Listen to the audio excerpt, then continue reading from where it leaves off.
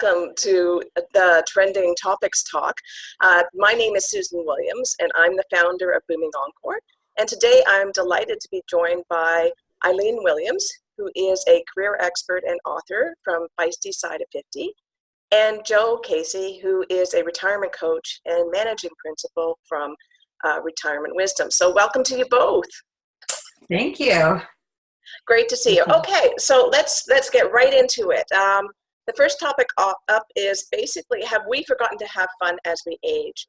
There was an article written recently in the Wall Street Journal suggesting that we've forgotten to have fun as we get older. In the post, they shared how a leader of a consulting firm that specialized in age-related issues was rounding up some thought leaders and found plenty in ethics and social welfare, grief, illness, plus a bunch of others. But they found nobody had any expertise on fun. And now, given that older adults have much more leisure time, they're saying 7.5 hours a day compared with those 35 to 44 who only have 4 years, he suspects that many older adults are at a loss for leisure. So that may explain why the average retiree is watching 48 hours. Yes, that's 48 hours of television a week. So that's actually even more than a full-time job. So, Joe, you seem like a pretty fun guy. What do you think? Do you think we've lost our sense of fun as we age? Well, as the resident fun guy, I have a lot to say on this topic, but I'll be short and brief. First, I think that after reading the article, I added "have more fun" to my to-do list. So it's now on there. But I think what really might be going on is similar to the phenomenon we see where retirees have difficulty shifting from saving to actually spending. And I think it comes down to mindset. So I think there's really a mentality that you can have, and you get really into that work mindset or that saving mindset, and it's like having one channel on your TV remote. So I think sometimes reconnecting with things you've done in the past that have been fun can be a good way to get a broader view. No, those are some great points. Eileen, what do you think? Well, I've been interested in for a while now, but the age curve and happiness, I think they also call it satisfaction, and it relates to fun. And what I thought was especially fascinating is the number of participants in this lately. They've got over 300,000 from Europe, over 400,000 from Great Britain, close to 55,000 respondents from the United States. And they've even shown now, I read an article in Smithsonian, that great apes follow this curve too. So we start out happy, we get, go through the midlife crisis, and then we get happier. So I think the whole definition of fun might change.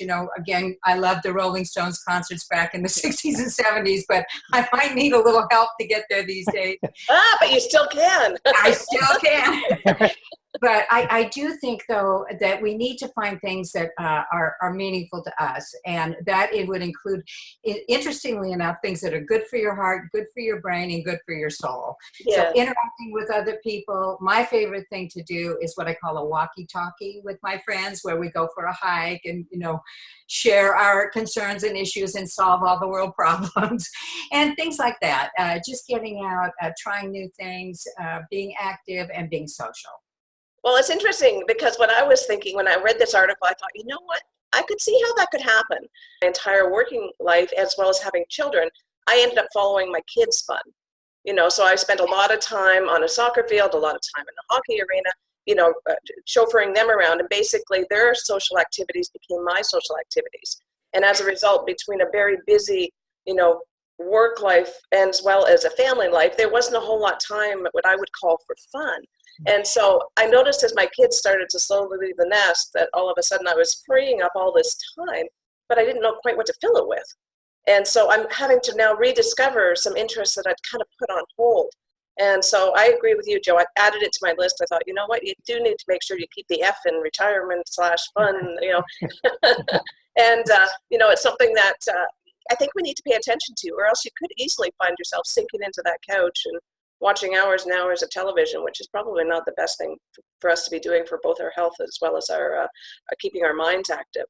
Okay, so that was topic number one. Second topic, the Royal Society for Public Health in the UK recently conducted some research to find out what some of the perceptions of aging were, and they weren't great.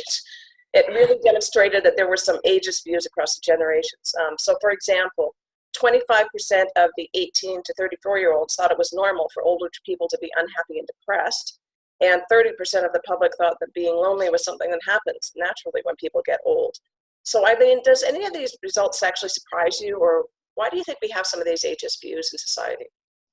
Well, I have actually a rather unique perspective on this, and I think I'm older than both of you. I am a first wave boomer who remembers the day. I never said so myself, but mouthing off to our parents that, you know, the times they are changing and we don't trust anyone over 30 and all that. So I feel a little, a little bit of uh, at a loss to, you know, get too upset by this. But I think, as with everything else in life, it depends on how you react to things like this. It may be out there, and if I could just take a little aside for job search over 50, because that is my area of specialty, there is ageism out there. There are people that think you can't keep up with the current technology. But if you present yourself with enthusiasm, a positive attitude, you make it proactively known that you're open to learning, taking direction from younger people, all of these kinds of things, you can find something that will work for you and that you'll be pleased with. So again, it's out there, but I don't think we need to let it stop us. I think the way we feel about ourselves is really important. I think you're so right, Eileen, and I think you're a great example of actually living that. Joe, what are your thoughts? Well, I really like Eileen's point about the times they are changing, because they are now again. And I think Andrew Scott brings up the point that our institutions and our systems and structures are catching up. They're behind. They were really designed around when life was simpler. We had 3 phases: school, then work, and then retirement. And the third one, retirement, was very short compared to what it is now and what it will be in the future. So I think we're in the middle of things shifting. And I echo what Eileen said about it's really our mindset, our attitude, how we approach that while we're waiting for the rest of the world to catch up. Yeah, and I think to give a really kind of practical example, I mean, for instance, on our blog, we run a lot of posts specifically about, you know, aging, retirement, baby boomers, that sort of thing.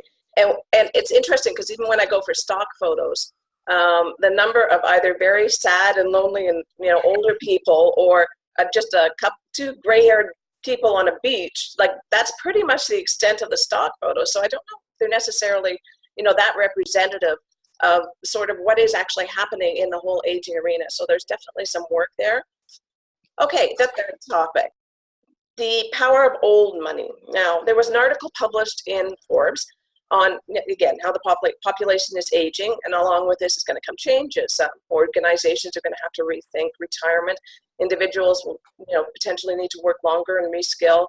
The demand for new products and services is going to be, you know, it's going to be required, are just some of the examples that were cited in the article. Joe, what changes do you expect to see as a result of the aging demographic, and specifically as it relates to the economy and the workforce? I think there'll be a lot in terms of companies changing how they manage older workers for a couple reasons. One, because they're going to need them in certain industries. Not the case in some technology, financial services, for example. A lot of pockets there, it may not be as relevant. But a lot of places, there's skill shortages showing up already, and there needs to be more of an accommodation. I think it's going to be a return to some expanding the flexible options that people value in their 30s, particularly when they have young children, to now applying that to this stage of life. So different ways to retire, different ways to scale back a little bit. Phased retirement can be difficult because of the benefit laws, at least in the US. But different ways, more flexibility, I think, more than anything else, and more investment in training older workers. Great, thanks, Joe. Eileen, what are your thoughts? Well, one of the things that I learned a new term reading this article that I love, which is juvenescence. I thought this is great. I thought the overall tone of the article was really positive. Again, it's kind of counteracted the previous the previous subject we were talking about. I do think that this time of life can be really rich. We can continue as in the workforce. We talked about fun at the beginning. I don't think fun is fun if you do it all the time. I think we have to have a sense of contribution. So the flexibility factor would be in there, but anything, if we can leave a message with people who promote products and services, not, you know, enough of the, you know, you're barely walking past the doorstep these days, or you're going to get sick.